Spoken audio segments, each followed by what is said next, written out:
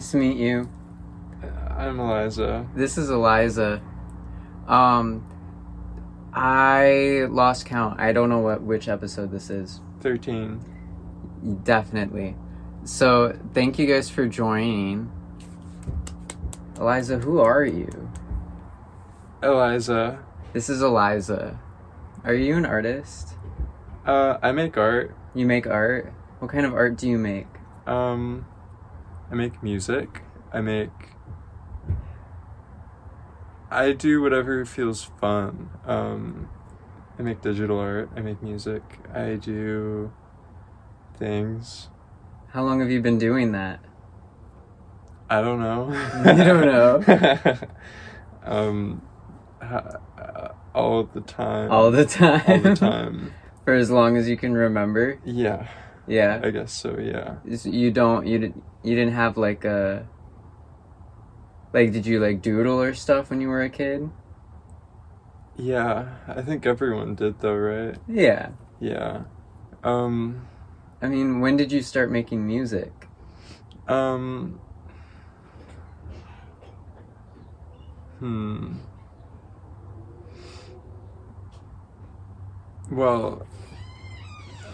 I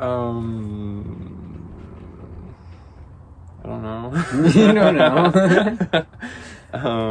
Like, okay, well, you play guitar, right? Yeah. When did you learn how to play guitar? I don't know. You don't know? Okay, well, first of all, Buglvr3000, that's me. That's my name, I guess, for my art or whatever.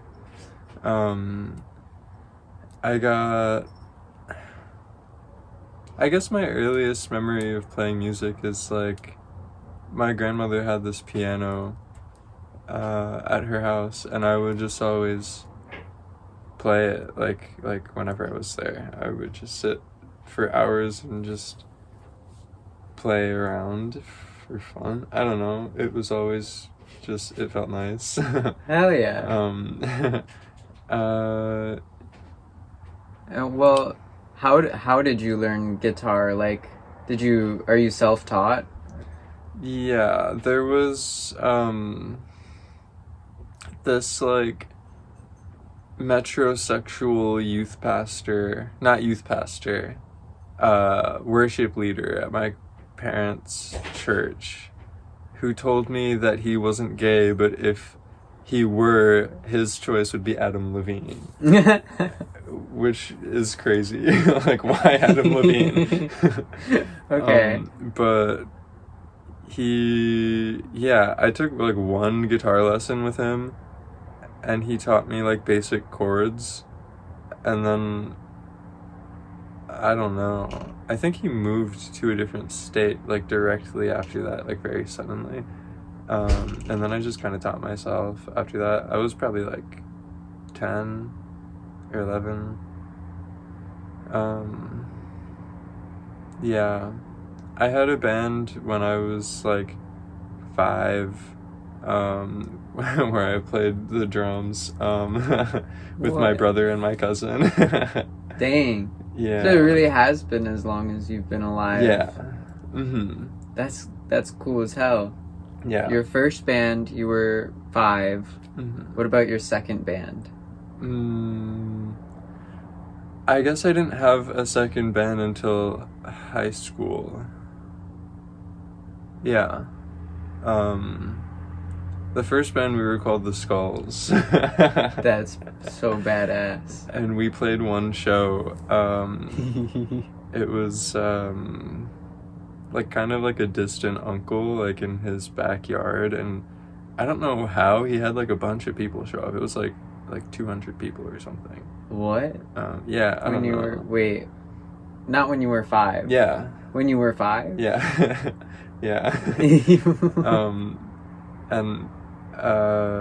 Yeah, I don't know. I played drums and it was really bad, but I was 5, but it was fun, I guess. That's a really bizarre story. Yeah. My brother was like trying to do like skits on stage, And I kept doing like drum fills to make it seem like, to like make fun of him, I guess, in a weird way. I was like, and he would turn around and get mad at me. Aw, damn. Yeah, that was funny. And then, yeah. But my second band was in high school with my friends, and we played like, it was like a Midwest emo band. Hell yeah. It was really funny. And Did you play guitar in your second band? Mhm. Yeah. yeah, Nice. and I did vocals sometimes. How long did that band last? Like maybe 2 years or something. 2 years. That's pretty good. 2 years is pretty good for a high school band. Yeah. I don't know. We played like 2 shows. We were never very good. No. Okay, wait. I can't say that. I can edit that out. Don't edit it out. No? Don't edit it out. Okay. What about your third band?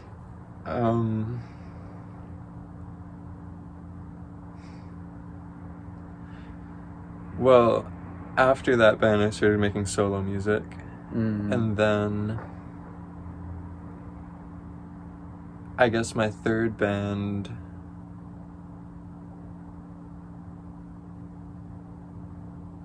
well, Have you had a third band? sort of, because Red, Sloan, and I would just we would just play around a lot. Red and I had a project called Texas in Heaven, which was about 2 years ago now, and that album is really good. I like it a lot.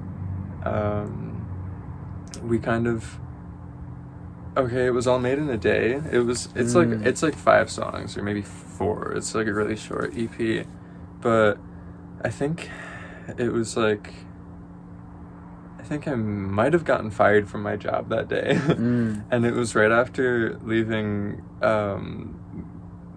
It was like pretty early on meeting Red.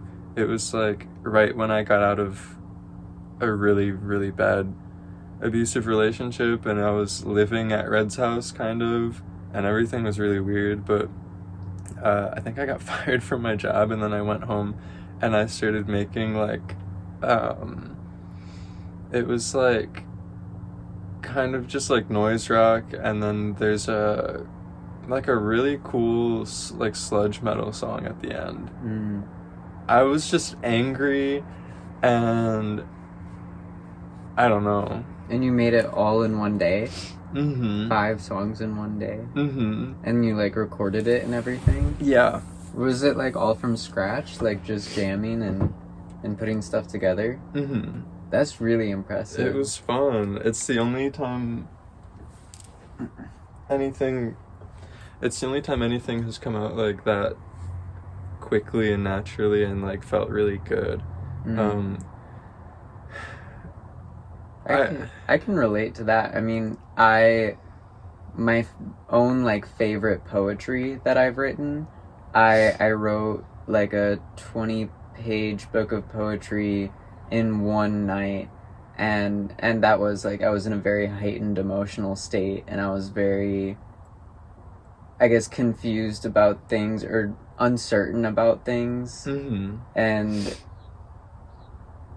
yeah, I don't know, but I've had that kind of experience too with creating things. Sometimes it just comes out of you, and that's like the most satisfying thing. Like that's what happened when Red and I broke up. It was like maybe a month after, and I was like kind of going crazy, and I was locked up in my room for like 10 days probably, and I don't know, I was just recording. I just kept going, and usually like when something comes to me, it takes a long time for me to focus into something creatively, but this was just like, and you can tell with the lyrics, it was just, I was letting everything flow out of me, and it was perfect. I don't know. Like that was the first those are the first songs that I really like that I've written. Except maybe a couple when Red and I were together. Like, I guess a few months before that, I started getting something that I liked. But, yeah, that was just, I don't know. Everything was so focused and, like, flowing through. And by the end of it, I was like, I don't know if this is good or finished or what, but I think I did what I needed to do emotionally, and it's just, it is what it is. But now it's like, that was really great. I don't know if other people like it, but I like it. Yeah, I mean, I definitely believe, with art or music, I definitely believe that the best art or music that anyone is ever going to make is what they like. You know, what you like as the creator. If you like it, then it's good. That's all that matters. Yeah. I think part of what's stunned me over the years, creatively and just like developing as a person, is like thinking about what other people are going to think of what I'm doing, just in general. And I think for a long time I was making things coming from a place of like, how is this going to look to other people? And that feels terrible, and nothing good comes from it at all. Yeah. That reminds me, I feel like, isn't this a conversation I think you and I were having at Bumbo's? Yeah. I was saying that I think, you know, as an artist or a musician, you don't get to know how other people are going to perceive the work that you've made. And I think, you know, that comes back to as well, like, why I fully believe that the best work that anyone is ever going to make is what they like. Because that's, you're just never going to have an accurate perception of what somebody else thinks of your work or how they see or hear your work. You only get yourself. Right, and why else do you create, you know, other than to communicate to something that's within you? I think any other motivation for creating is like doing a disservice. I think it's in vain. It's like, it feels like a perversion to create for anything other than yourself, you know? Like, yeah, that's how I think about it, I guess. I think sometimes I get caught up thinking like about other people's perception, and I consider myself to be like sick when that happens. It's like my brain is sick right now, and I'm thinking about these things, and I have to get away from this mindset and refocus. I think I can relate to that. Are you working on any projects right now, like musically specifically? Yeah. Since about January, I have had... I've slowly been collecting some songs that are kind of processing a big breakup and a lot of emotions that come with that. I don't know. Yeah, I have something I'm working on. It's kind of hard to talk about. I think there's a lot that goes into it for me. Yeah. It sounds to me like you're saying that like a huge motivation for creating stuff for you is being in an emotional state and like kind of processing through that emotional state. Like, do you feel like you have to be in a heightened emotional state in order to create? No, not at all. I think my whole motivation, not entirely my whole motivation, but a lot of my drive to create, I guess, comes from, I don't think it's processing like specific events or anything. I think it's piecing together a whole world view and like an entire history, I guess, within my brain. But beyond that, it's like I have this world that exists in my mind as a feeling. And I tend to collect certain visual themes, lots of symbolism, which I don't necessarily understand, but I think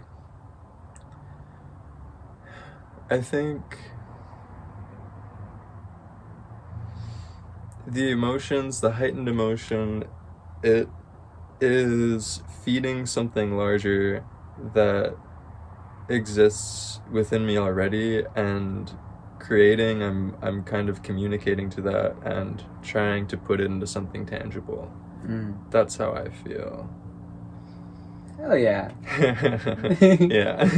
I think I can relate to that, and I think a lot of people I've talked to can relate to that, but I think the way that you phrased that was esoteric in a way. I really like that. Thanks. I mean, besides music, you talked a bit, or you mentioned briefly that you also do some visual works. Mm-hmm. I think you said you do some digital stuff. Mm-hmm. Yeah.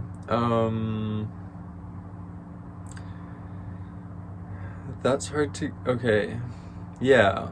I make digital art, but every time I can't make a physical piece of media unless it has some sort of function to it.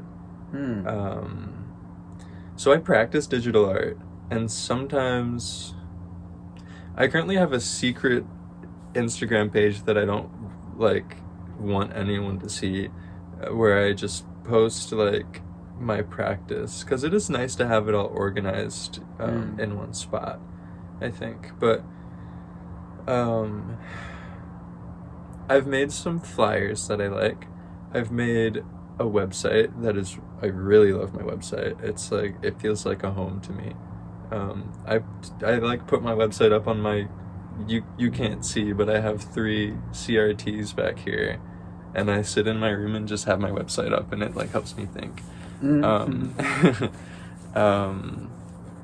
the website's a good function. I have my journal there that I don't really update because I haven't really been in a writing mood since, I mean, like in the past year or so. But I think with digital art, I'm building my skills, and I'm always building my skills to work up to something bigger.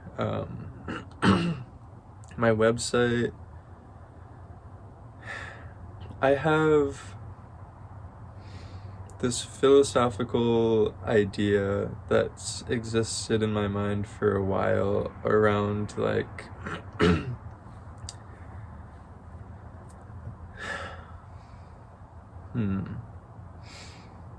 I guess around, like, the internet, I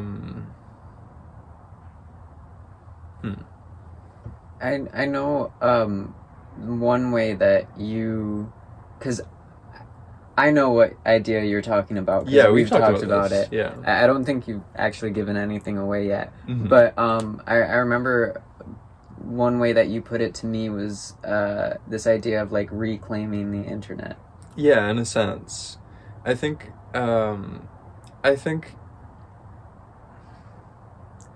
about the early days of the internet, where everything was very free. You know, people had their like little HTML websites, which is what I'm kind of doing now. Everything's been monopolized into these very specific spaces, like Instagram, TikTok, whatnot, X. Right. And the internet's a really powerful tool, and the spread of information, the flow of communication is being centralized into these different areas and controlled, not only to control the spread of information, but also people's focus and attention spans. And it's a really powerful tool for manipulation. And it's scary. It's terrifying. I think everybody these days is addicted to the internet. And we're all like polarized by these different ideas and like extreme forms of misinformation, and it's just like a big mess. I don't know. It's scary. Everybody feels it. But I don't know. I have this idea, and it's small. One person can only do so much. I guess it's just like my own personal way of practicing my philosophy around things, to where I want to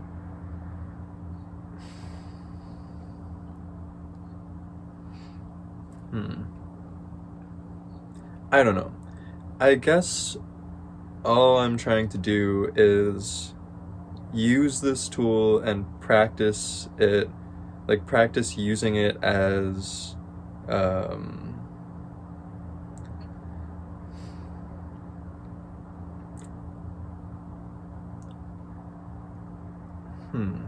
what am I trying to say?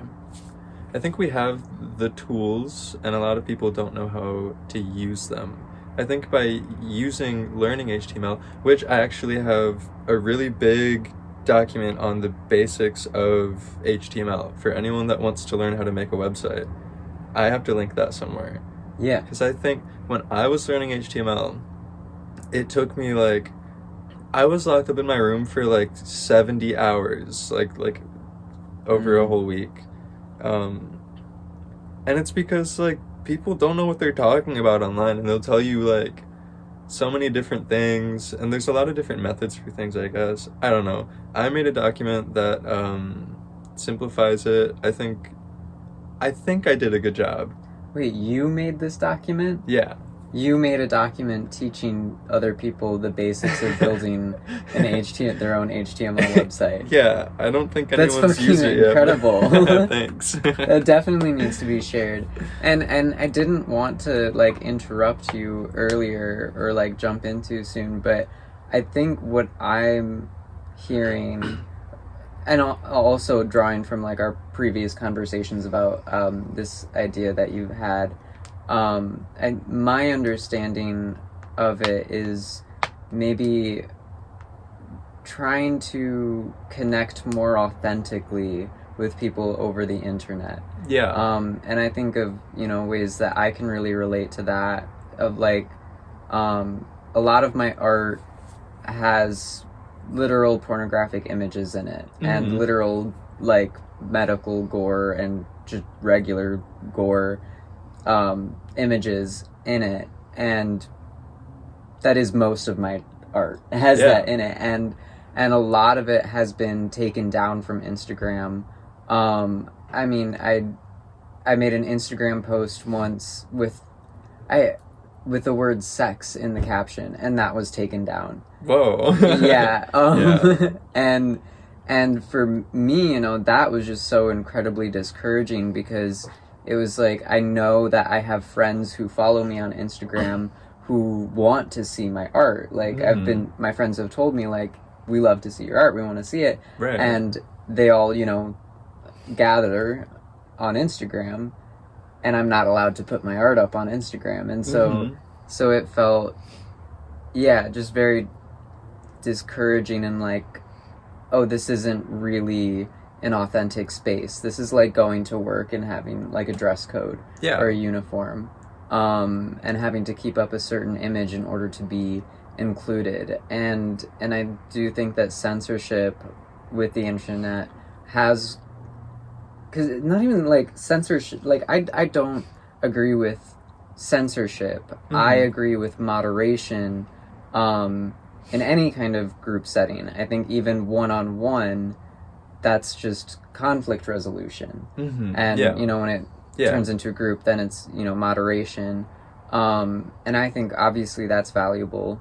Right. But I think it has long ago crossed a line where conflict resolution went to moderation, and then that turned into censorship, which is now, I think, stifling. I also think I was thinking about how I still fall into the mental trap a little bit sometimes of making an Instagram post and thinking about like, how much engagement is this going to get? How many likes is this going to get? And it's such a hard thing to balance because obviously, you know, with like the podcasts that I'm making and like stuff and interviews and the stuff that I like want to share because I feel like, you know, I want to make this impact. I think I'm, you know, doing something good and I want to share that with people. So I want more engagement, but I don't want to be making something just for the engagement, just to like get the algorithm or whatever. They want you to be addicted to selling yourself. Yeah. That's exactly it. They want you to be addicted to being a commodity. Yeah. And it's insane. And that's why I feel the need to have this like exercise of digital freedom, you know. Mm-hmm. It's where like I am kind of obsessed with the internet. I grew up in the early 2000s with a computer in my bedroom. Most of us, I think, were raised on the internet. I used to have dreams that took place in Minecraft. Yeah. You know, I think most of our generation does understand the sensation of the internet being a reality, being a space that we live in and interact with each other in. And I wanted to bring it back too. I mean, holy fucking shit, you wrote your own document teaching people how to make their own HTML website. Yeah. I think that is insanely valuable. That's something I absolutely want to look into myself, especially because, you know, I've had this conversation with a few people lately about wanting to make their own website. And because, like myself, I've made like 5 different iterations of my own website over the years, but always using like WordPress or Shopify or whatever. It's so limiting. It is. It's incredibly limiting, and it can be really expensive to do the basic things that you want to do with it. And I think so many artists that I talk to want to have their own website, want to have their own like personal platform that people can connect with, but don't have the skills to do that, or even just don't know where to start. So yeah, Jesus Christ, I'm gonna link that. Link it. Yeah. I want people to see it. I want feedback too, because I have sent it to a couple of people, and I think it's kind of a lot. I mean, it is a lot to build your own website from scratch. It's a big endeavor. Oh, definitely. I mean, it's like learning an entirely new language on its own, just like learning HTML. And it's a simple language, but still, it's a lot. I also think, myself included, a lot of people waste a lot of time on the internet, especially because of how capitalized it's become and how centralized like these platforms and their algorithms and da-da-da-da-da. It's really hard to find or to filter the content that you receive. You're kind of at the mercy of the algorithm. And I think I think even when people do go on the internet with the intention of authentically connecting with other people on the internet, there's still so much to sort through in order to try and get there. That's true. And so I do feel like if more people had their own websites and we tried to interact with each other or connect more outside of, you know, Instagram, Twitter, TikTok, whatever, I think that would, I don't know, it might get easier. I guess it's similar to like what I'm a huge reason why like doing these podcasts and doing the interviews is important to me is because I remember There's an artist on Instagram that I really love, Surprising Health Benefits. I love that artist. I've loved them for years. And I remember at some point, I'd bought a few of their things, and I was like, I really want to support not just this one person, but I want to support this person's community. Like, what artists do they work with? What artists are they friends with and that they support and are supported by? I want to support this whole community.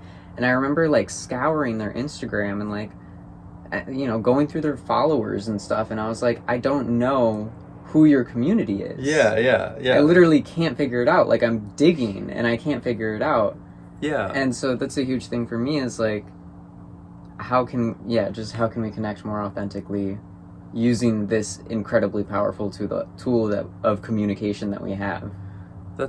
You have a very, very powerful and well-developed approach, I think, for how to navigate that issue and try to come out of it. Interesting. Thank you. I don't know. I feel like that kind of puzzles me, the connection aspect of it. It is true that people have different circles and communities, and there's a lot of different valuable pieces within all of those. And I think it is hard to...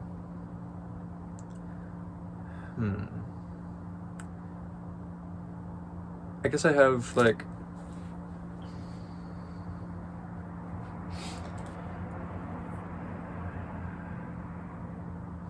Sorry, I'm getting a little lost. That's okay. I think, I don't know. I mean, you said that the connection aspect of it puzzles you a little bit. Yeah. What do you mean by that? I think I look at, I guess in my mind, like, approaching this project, it's a very individualist sort of thing. Like I can do what I'm doing, and for me it's my own exercise of freedom, and I would like to have, like, I guess a big... Sorry, I'm super overstimulated right now. Oh, that's okay. Like, I get like this in conversation. That's okay if you want to, like, take a break or anything, or change topics. I don't think it will help. But thank you. That's okay. But I do want to have a project with, like, I want to have multiple people collaborate and come in, and, like, I think ultimately what I want to do is something, like, related to journalism, to where we have, like, I have a space where people are freely, like, coming to talk about things which they think are important, whatever's important to them, like, I want to have, I guess, a free space for artistic expression, but I do want that to be my own personal thing, in a way. I think where that connects to other people kind of puzzles me. I do want to inspire other people to do something similar to what I want to do, and I want to point out the control that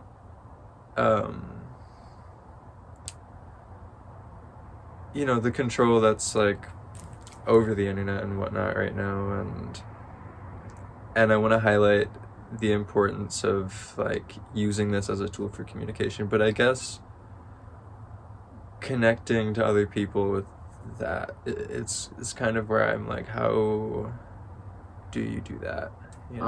Do you mean, like, practically? Like, how, like, the idea that you have, are you unsure about how, like, practically that would aid in people being able to connect with each other more over the internet? Yeah, I guess so.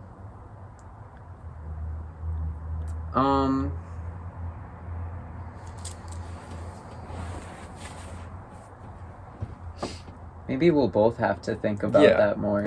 Yeah. I don't know. Hey, maybe you could leave a comment. What do you think?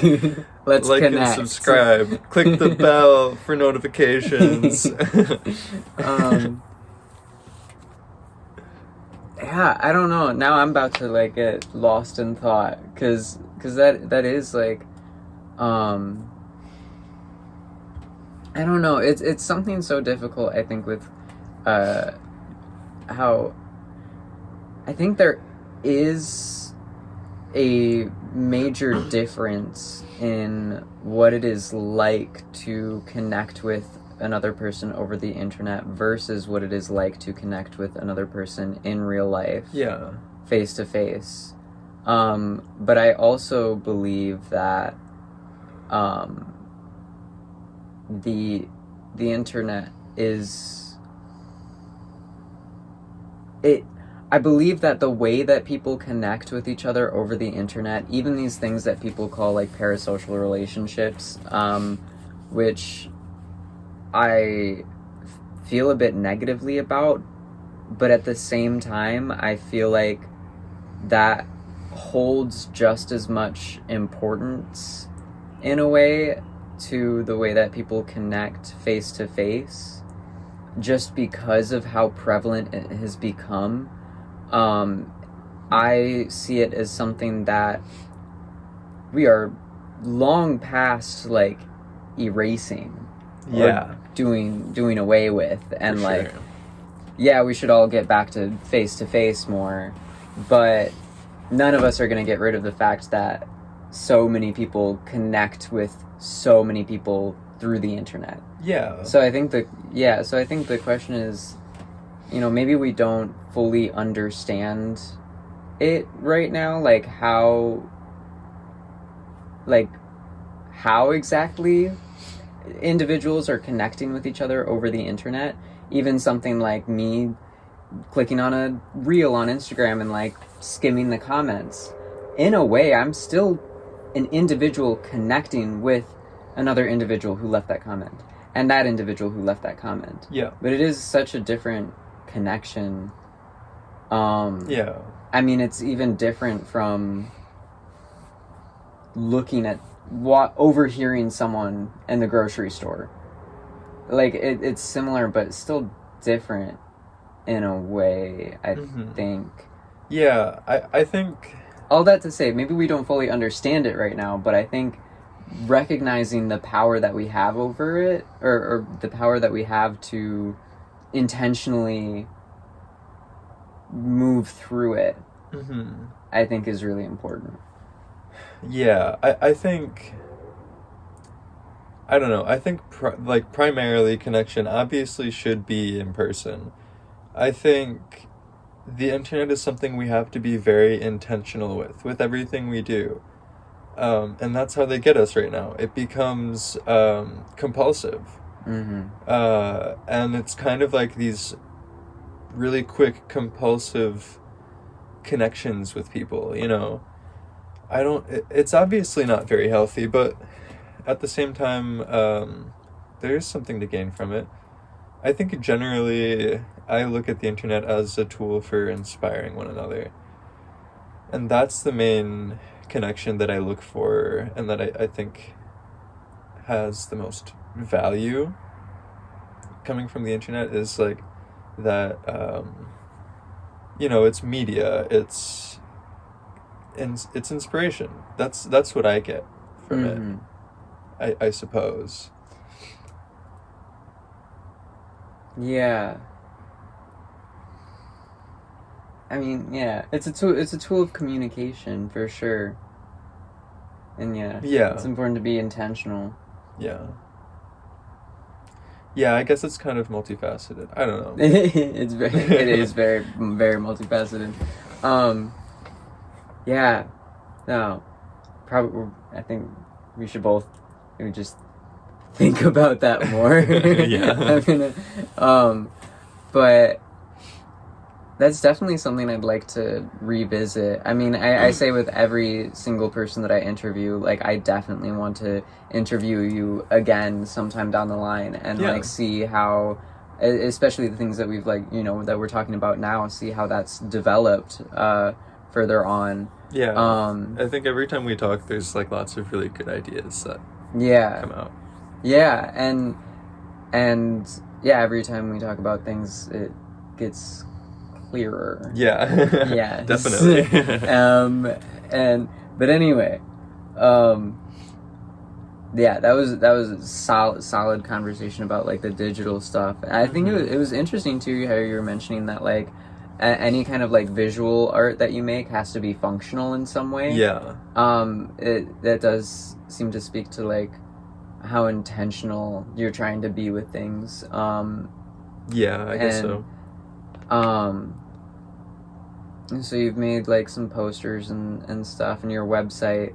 What like, because I know we talked like kind of about the motivation behind creating, which I guess to summarize for you sounds very like a emotional like processing thing, and kind of, I don't want to butcher it. You put it so beautifully earlier, so esoteric, like speaking to the beast within you or something like that. It was great. But but I wonder though, like what inspires you, like Yeah. what inspires you? Yeah. There's a lot. I think the biggest, most general thing I could say is it's very spiritual, the way that I look at creating and living. I think, I think the way that I live is kind of feeding a creativity with everything that I do, which I don't know if that's, I don't want to say it's not healthy. It's kind of just the way that I look at the world. I don't know, it's the way everything coincides with each other. It's like, I feel like my whole existence is a really personal, spiritual journey. And I have, sorry, I'm like overstimulated. That's okay. Like I said. Yeah. I guess I look at the world like,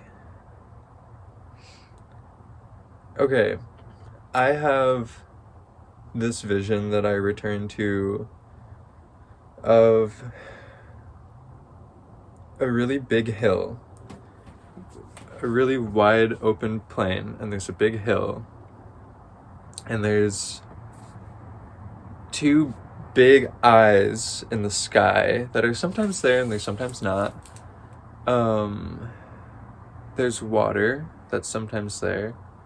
Sometimes it's just grass and it's plain and there's a big blue sky. And I'll be there sometimes, sometimes not. It's very like comes and goes. And this probably sounds like a whole lot of nonsense. I have a lot of places like this. This is a really prevalent one to me right now, and it has been for the past couple years. But I have lots of... See, it's this thing where I have visual themes in my mind, and I have places that I go that I don't understand them, but as I go through my life, I start to understand what these things mean to me. I have dreams that are extremely symbolic. I have this song on my first EP called Sun in My Mouth. And I had this dream when I was in a really abusive relationship where I was going through this, I guess, like maze of walls, and there were snakes that just kept kind of coming through, and I kept grabbing them and ripping their heads off with my mouth. I would like bite and just rip it off. And there would be blood spurting everywhere. So I wrote this song, Sun in My Mouth. The lyrics, it's like, My dreams wrap around me lovingly, chest to chest, squeezing tightly. Wait, why can't I remember? In confidence, something. Then they fade, but do not leave me. I wake with the sun in my mouth, the blood of a snake on the tip of my tongue, and a new muscle memory. Blood pumping, teeth clenching, fingers gripping, arms ripping. And I came to understand how that was sort of a metaphor for, like, taking this relationship, this situation of control that was over me, taking a hold of it and ripping it off, you know? And it was very soon after I had that dream that I went to Ohio to visit some friends and this person at the time that I had a crush on. And we were a non-monogamous relationship, but that didn't really have any meaning because every time it was like, you can't do that. But I was like, I have to flee this right now, you know? And yeah, it's like my dreams and my visions really feed, like, this understanding, this journey, I guess, that I feel like I'm on, where I have to understand what's happening and what's going on. The hill is something. Some peace that I'm trying to find, potentially.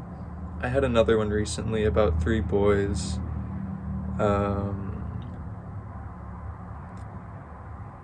Two of them died.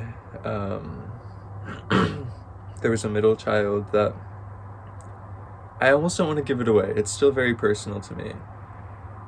But the detail that goes within it is, like, astounding to me. But I can see how much of it... I can see that this one is really meaningful, and I think I understand it. But there's something really spiritual to me that inspires me, and I guess that's a really long-winded way to answer your question, but yeah. I think that's an awesome answer. I realize too, like, I find myself, like, when I ask people that question, like, what inspires you, I notice that, like, I'm often expecting some really basic shit, like, oh, I'm inspired by Weezer, you know? Yeah. but I think pretty much everyone I've asked so far, it feels like I've gotten a similar answer, of course, told in, you know, a very, very personal way to, you know, whoever I'm speaking with, and told very differently by each person. But I think, yeah, I mean, like, just, I think the resounding, or, like, kind of, like, the general theme that I've noticed from the way that people answer that question, like, what inspires you, what motivates you, like, why do you create things, a lot of it, I think, does come from a place of trying to understand one's own journey. Yeah, of course. And I'm such a hater, you know? I feel like if I heard me say that, I'd be like, that's lame as fuck. Well, no. I would have respect for it. But I think, like, I see other people and I see what they make, and I don't know. I'm a hater. And I would see someone, like, describe their own inspiration in that way, and I'd be like, you feel that way and you make, like, what you, I don't know, you know?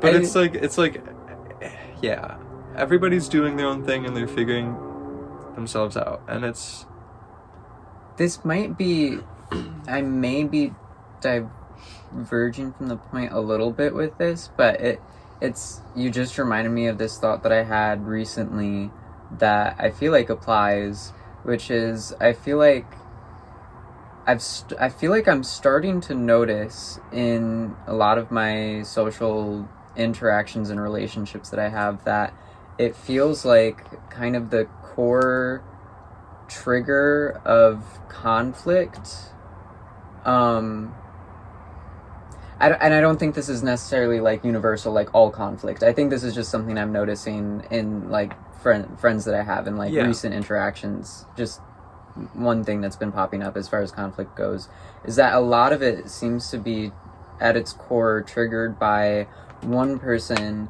And just for example, I don't think we have any conflict going on right now, but just for example, let's say like you're doing something, saying something, or acting in some way, and I am recognizing how maybe you're limiting yourself, or maybe you're avoiding something, or I can see like, oh, you could have done that better, and I get frustrated because I want you to reach your full potential, and I'm trying to communicate to you like, hey, you're missing, you're limiting yourself, and here. that's very nice and noble of you. But then for me, it's you're like, I'm limiting myself. I'm just doing my thing. And I'm like, no, you could be doing it better. And you're like, so I'm not doing it well enough? See, you're a nice person. For me, it's like it's like what you're doing sucks and stop. Well, I think that still comes from the same place. It's still another way of saying like, hey, stop it. Maybe I just say it nicer, or I'm trying to be more logical, but it's still like invoking the same like kind of frustration of like, hey, I see that you could be doing this differently. I guess I feel like I have this kind of self-importance to where when I say something that's important to me, it's like, that's really important and beautiful. Someone else, I still feel that way, and I if someone were to tell me that, if I didn't hear what they're making or see it, I think I'd feel the same way. But I don't know. I'm a little bit of a loser in that way. I think like I don't know. I guess sometimes I see people making things and I get the feeling that it's not genuine, that they are doing something to appeal to someone else. And it just makes me mad. It's like, I think other people have a similar self-importance that I have. But what they're doing is bad, and what I'm doing is I don't know.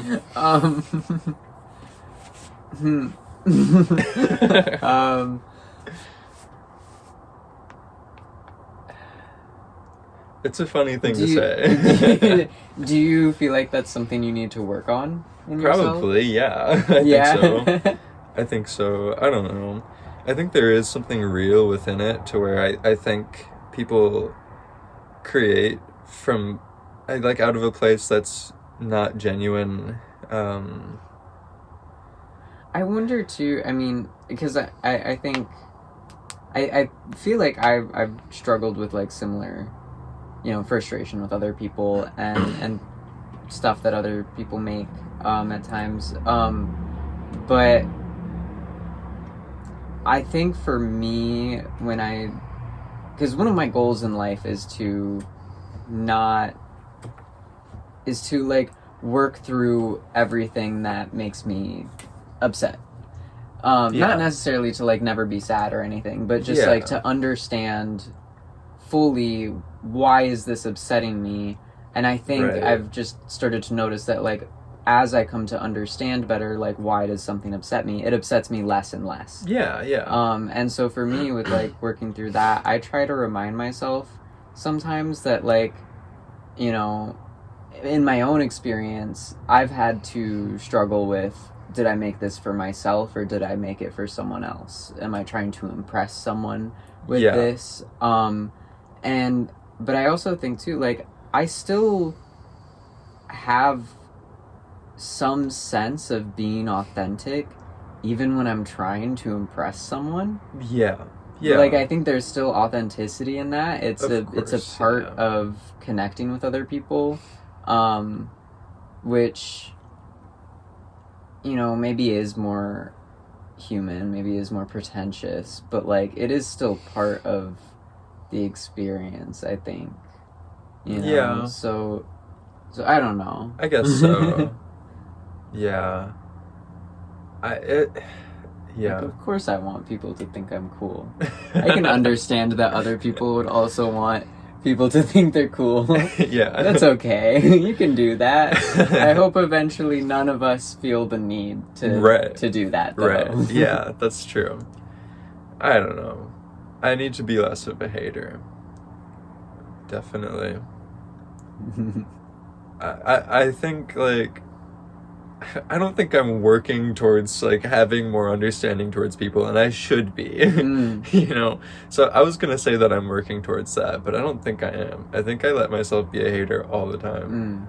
I think the more that I try to understand other people, it very directly feeds into my ability to understand that I have of myself.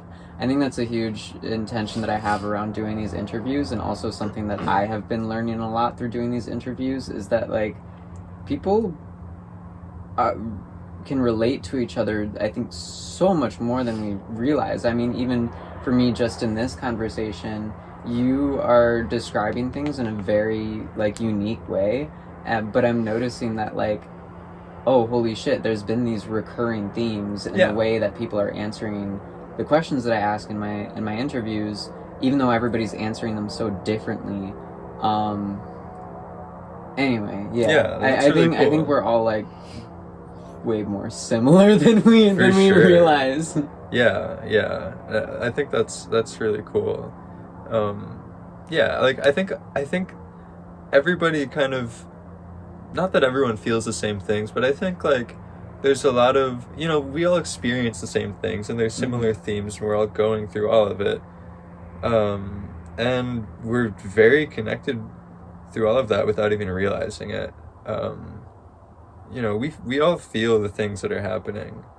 And everyone has their own experience and way of looking at everything, and it's cool to have to see all the different perspectives, definitely. Yeah, and I should have more understanding towards that sometimes. I mean, it's hard. It's really easy, I think, to get caught up in just what it takes to survive sometimes. I mean, I think of that a lot, how, like, social acceptance, or, like, you know, I guess that's a good term for it, like, being accepted socially is pretty like, that's essential to survival. A lot of making money and regardless of, like, what kind of government anyone has, you have to do some kind of work in order to sustain yourself. Right. And I think, you know, sustaining your life, surviving, is essential in order to do, like, this internal, like, mental work and processing. But there's such a balance to be had of, like, well, I also have to do the, like, survival things, but how do you not get caught up in that, you know? Sorry, I got distracted. I want fried chicken right now. Yeah. Food does sound good. Food sounds really good. We have been talking for an hour now. Whoa. Which is... That's cool. Yeah, is roughly how long I like to make the interviews. That makes sense. Yeah. That's cool. Yeah. I don't know, is there... I mean, we touched on, like, the music that you make, your digital stuff. I'm gonna link that HTML document. That how-to basic HTML document for sure. But yeah, other than that, I don't know. Anything else you'd like to share?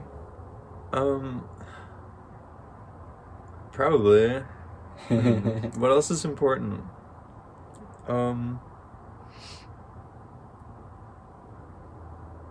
I wanna give a shout out to, is it Windows Movie Maker? Yeah, 3D Movie Maker. 3D Movie Maker. Oh my god, it's so much fun. And don't you have, like, kid pics on your computer too? Yeah, I have So books.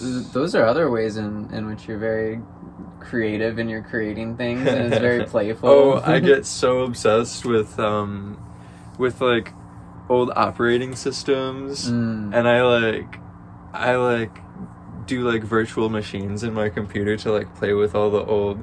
I got really into Mac OS 9 for a minute, and I'm really trying to incorporate the like interface for those. Like I get inspired by those, and part of, I was talking about functionality with design.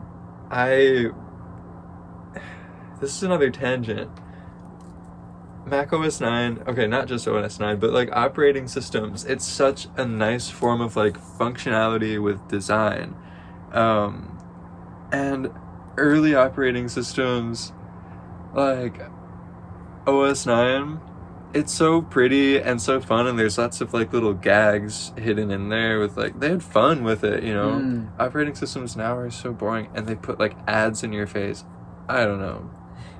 Anyways, that's something I like too. I like computers. Yeah, we've talked a lot. Yeah. And maybe it's time for some fried chicken. Probably fried chicken.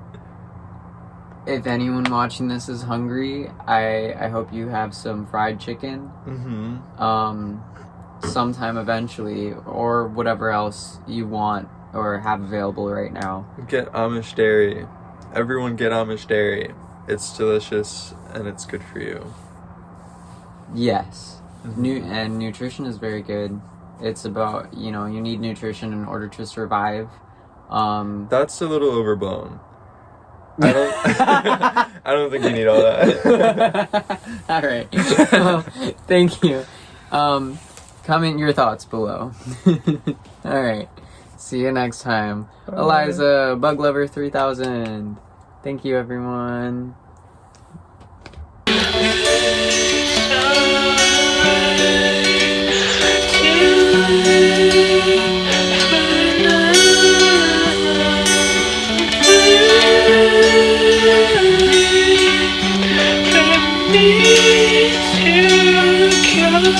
To